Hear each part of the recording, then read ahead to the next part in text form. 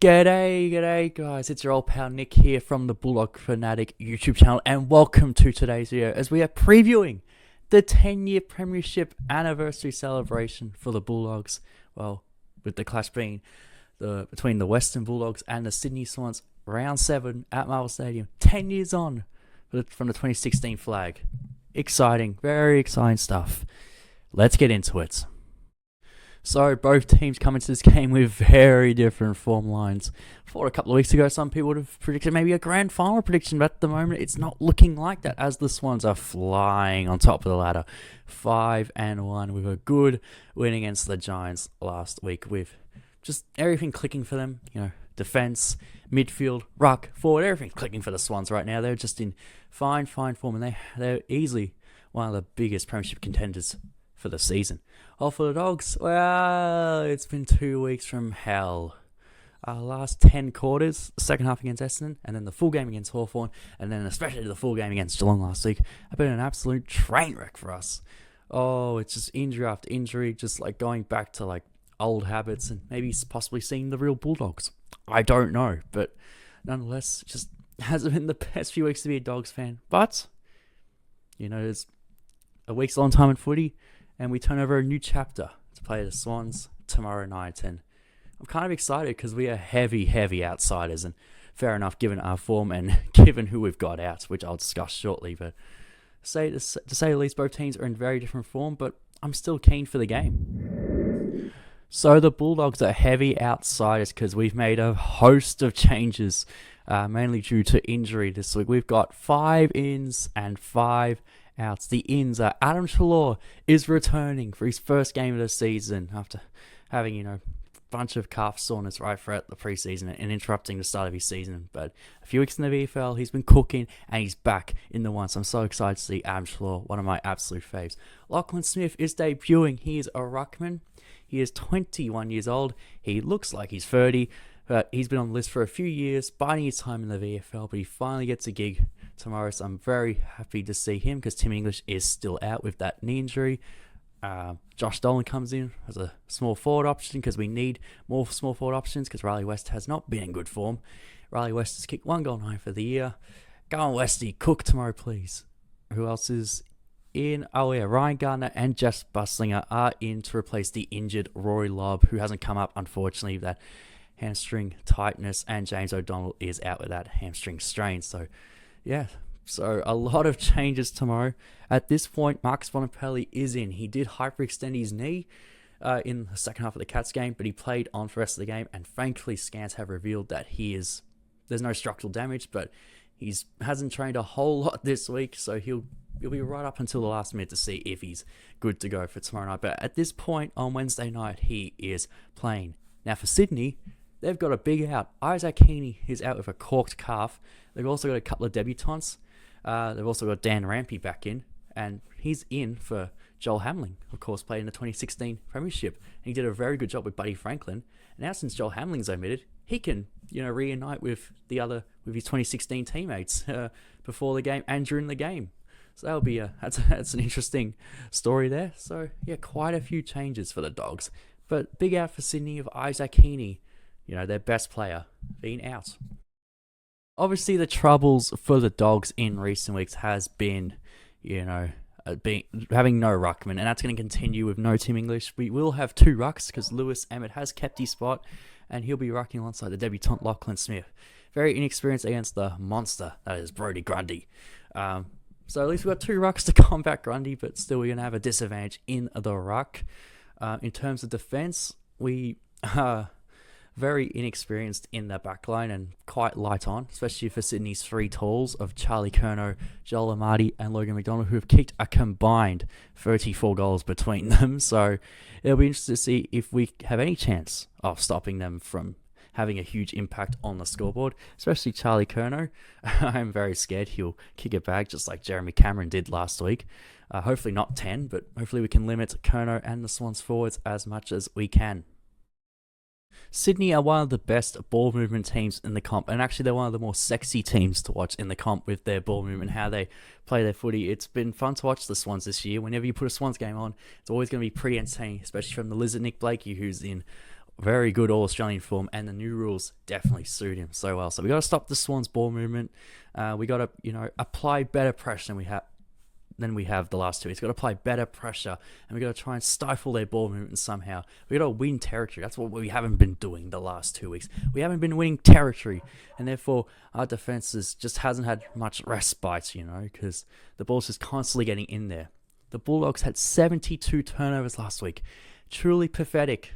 And it was so much self-inflicted turnovers as well, with so many terrible skill errors, especially in that first quarter. So God help me, Bulldogs. Don't go for silly short kicks in the back half.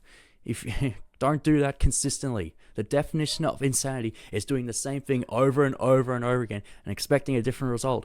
Don't do that crap you did in the first quarter. And this was before all the players got injured, by the way. So there was no excuse for that. Oh yeah, that first quarter was still very traumatizing. How we just coughed the ball up so many times in the worst positions of the ground in our backline. So don't do that again tomorrow, because otherwise Sydney will definitely punish us. We need some of our players to step up, given we've got a lot of cattle out, unfortunately. And I'm looking at some of the youngsters, Joel Fraser and Riley Sanders. Now, I think Riley Sanders has actually been pretty good the last few weeks, getting quite a bit of midfield time. But Joel Fraser, outside that other game, he hasn't been great. I mean, he's been thrown around in different areas of the ground, so that probably hasn't helped him. But I know he's got more to give, Joel Fraser, and hopefully, back at Marvel, backs against the wall, he can show us really something of why he's a potential superstar of the competition one day. So I'm really hoping for a lot of the youngsters, to give it a real crack and to see what they're made of, given it's a very depleted 23 tomorrow. So yes, it is the 10-year anniversary of that famous premiership from 2016 against the Swans, the 62-year drought-breaking premiership. And it's going to be a good night, I think, from an experience point of view. It's the 10-year reunion as well. Therefore, a lot of ex-players who have retired or are still playing at other clubs will come together and celebrate and watch the Doggies play against the Swans. Of course, touch wood, one of the only players that is still playing for the Bulldogs in Marcus Bontempelli hopefully will play, but the rest will be watching, and hopefully it's a good night. Hopefully the boys put on a good showing. Look, I obviously want to win. Do I think we'll win? It's a long shot, but it would be a 2016 style win if we get up tomorrow. It's the type of game Luke Beveridge loves. Well, not loves, but that's where he thrives. We're backs against the wall. No one's expecting us to win, just like in 2016. So you never know. I don't want to concede now, because I don't want to have that loser mentality. I want to still go into the game tomorrow thinking we have a chance of winning. And I think we do have a chance of winning. Last Friday was very traumatizing, but it's a new week this week. We're back at Marvel, and I think we go okay against Sydney. They're not like a bogey team that we mentally struggle against, like a Geelong or Hawthorn, for example. So I think this week we will play better. Will we win? It's another question. Now, I want to see how this forward line goes without Sam Darcy. It'll be the first time this year that we won't have Sam Darcy, and obviously not the last time, because Sam Darcy's out for the rest of the season, unfortunately. But I'm really interested to see how the forward line goes from a tall forward's point of view, and how we support Aaron Norton, because now Aaron Norton will get the number one key defender now. And when Darcy was out last year with the bone bruising knee injury he got last year, it was 6 games. Norton, I think, kicked only 10 goals. So not a great return, but I will defend him. He had glandular fever last off season, and I still think he was still suffering the effects of glandular fever, throughout the first half of the year. So I will defend him on that. I'm confident Aaron Norton, as the number one key forward for the rest of the year, will do a better job. Big call. He will average at least 2 goals a game in the next 8 games. I think he'll kick at least 16 goals in the next 8 games. I'm confident he can do that. Aaron Norton, he's not suffering from glandular fever this year. Yes, he's still got Look, he was okay last week, considering he had a hand injury and he had a glove on, big strapping on. So I think Aaron Norton will be okay, but it's not going to be easy. So the rest of the key forwards, whoever it is, Will Lewis and Lewis Emmett will be that tomorrow. And it's so difficult to judge because they've only played a couple of games each and they've barely had any AFL experience. So it's really hard to judge. But yeah, I wouldn't be surprised if Bont plays more forward and some of our mids play more deep forward just to help Naughty and the inexperienced key forwards, because it'll be interesting to see for the rest of the year how the forward line, goes without Sam Darcy, our big trump card. He has so much gravity that a lot of the defense gravitates towards Darcy and leaves a lot of the other forwards that we do have unintended. But now he's not there. I'm curious to see how it goes. Final thoughts for this game. Well, I'm not expecting to win tomorrow, but you never know what could happen. I just hope we put on a good showing, better than what we've had in the last 2 weeks, because the last 2 weeks, especially last week, was disgraceful.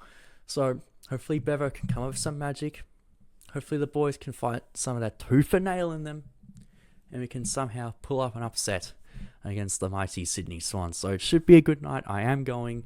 Hopefully it's a good crowd and a good atmosphere, and hopefully the boys can put on a good showing and make me proud to be a Doggies fan, because I was not proud to be a Doggies fan last Friday. Very, very traumatizing. So, as Bevo has said, a very traumatizing night. But hopefully tomorrow night isn't that. For the love of God, please, no more injuries. The injury list is already long enough. I can't deal with more injuries, please. But yes. Anyway, guys, I hope you enjoyed the preview of the Swannies game. The review will probably be out for the Swannies game sometime on the weekend. It's also Anzac round, so we will be wearing some special Anzac jerseys, and there could be a ceremony before the game, so that's going to be pretty special to watch as well. But anyway, guys, I hope you enjoyed the video, and as always, go you mighty Bulldogs. See you next time.